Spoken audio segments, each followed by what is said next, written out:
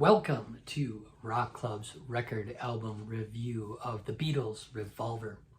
My name is Kevin Z, and I'm a lifelong musician and music fan. I'd like to think that I've gained some musical wisdom over my 50 years of listening to, performing, and studying music from among my many favorite artists. Don't forget to hit the like button and subscribe to my Rock Club channel, as I intend to review another monumental album each week. I grew up with classic rock bands like Led Zeppelin, Boston, and Kiss. I watched as new wave bands like Duran Duran hit big on MTV and television shows like Friday Night Videos. I witnessed the evolution of 80s alternative rock and hair metal and the rise of grunge. I'll give you my perspectives on epic rock albums spanning across these years. I hope I can pass along this knowledge to my daughters, Sky and Ava, whose playlists include songs from my album collection and my first generation iPod here. Another inspiration has been folks from work who heard my playlist songs, many of them for the first time, and commented how today's music had changed so much and how Generation Z can benefit from my knowledge of these great artists and bands. I'm reviewing artists' albums in their formatted order as they were originally intended to be listened to. So keep in mind, these are my opinions, so feel free to comment, agree, or disagree. So let's begin. Growing up, I must admit, I wasn't a big Beatles fan.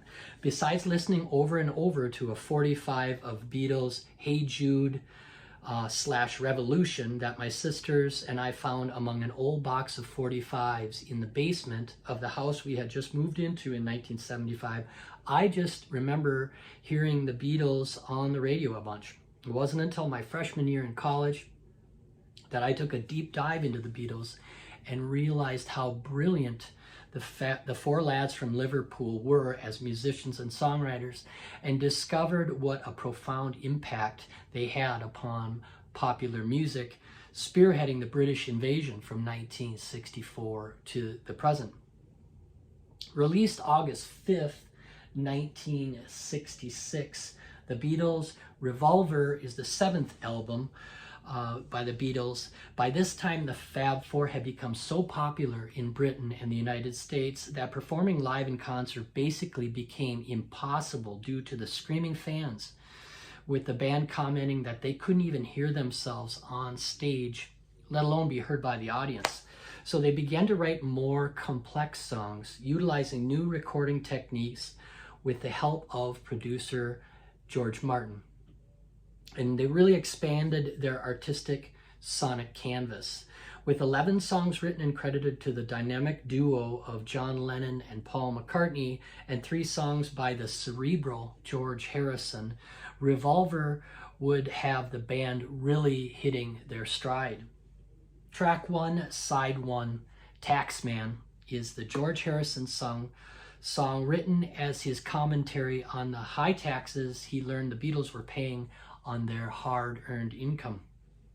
As a fan of the original Batman TV series, I couldn't help but notice the similarities between the song Taxman and the theme song to Batman. Which tune influenced the other, because they were both 1966? I'm not quite sure, so feel free to comment if you know the answer to that. Track 2, Side 1, Eleanor Rigby, is a very somber tune, it was the single off of the album. It's a story sung by Paul McCartney about the lonely lives of an elderly lady and Father Mackenzie, who writes a sermon no one will hear. Ah, look at all the lonely people. The song also features a string octet of guest musicians. It is a masterpiece of classical style music, which leaves the listener with an indelible image or some indelible imagery. Track 3, Side 1, I'm Only Sleeping, has John Lennon singing lead vocals on the song he wrote. John was considered the lazy Beatle after a reporter followed the band around during their extended break from touring early in 1966.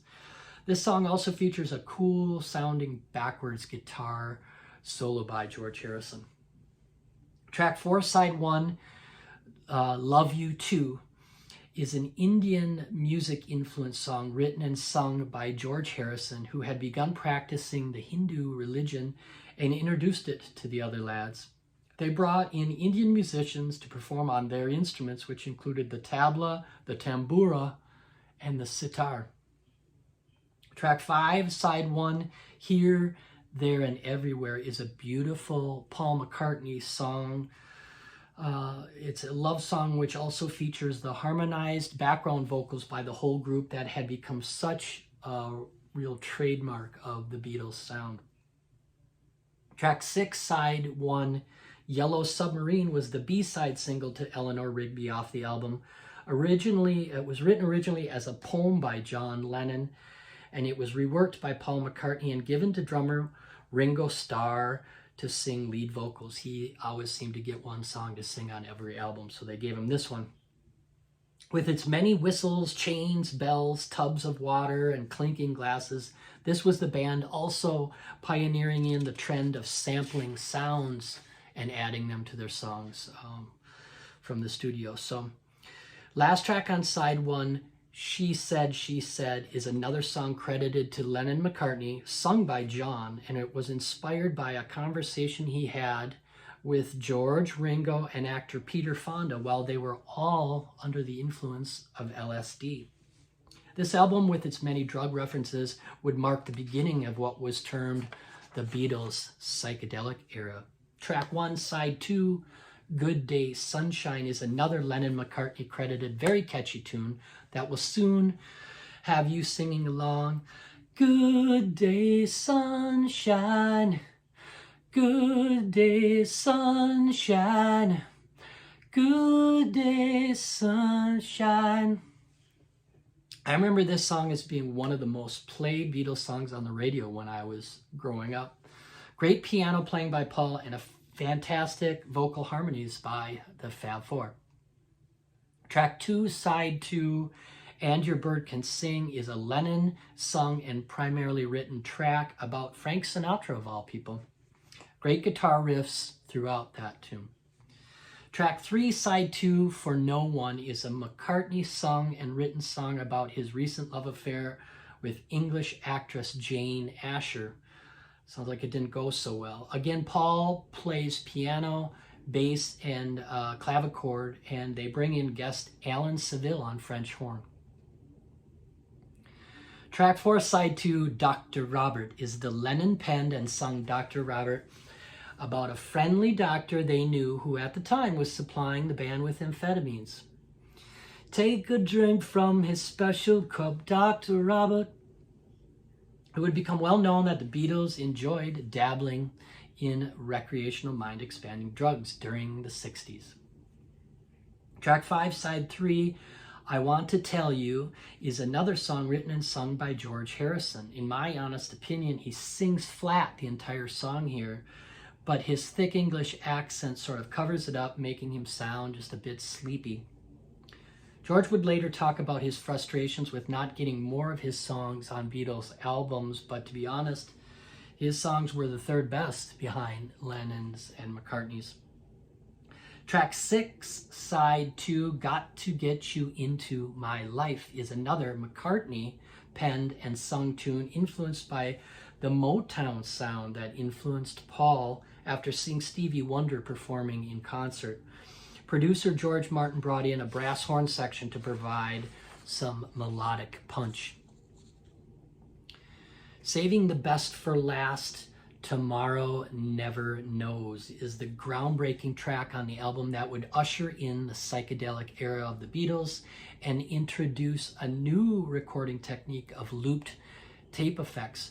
Ringo's drum beat is an exotic East Indian fill that repeats throughout the song, and then on top, mix in backwards sitar tracks and a recorded laugh track of Paul McCartney that is speeded up, making it sound like seagulls flying overhead.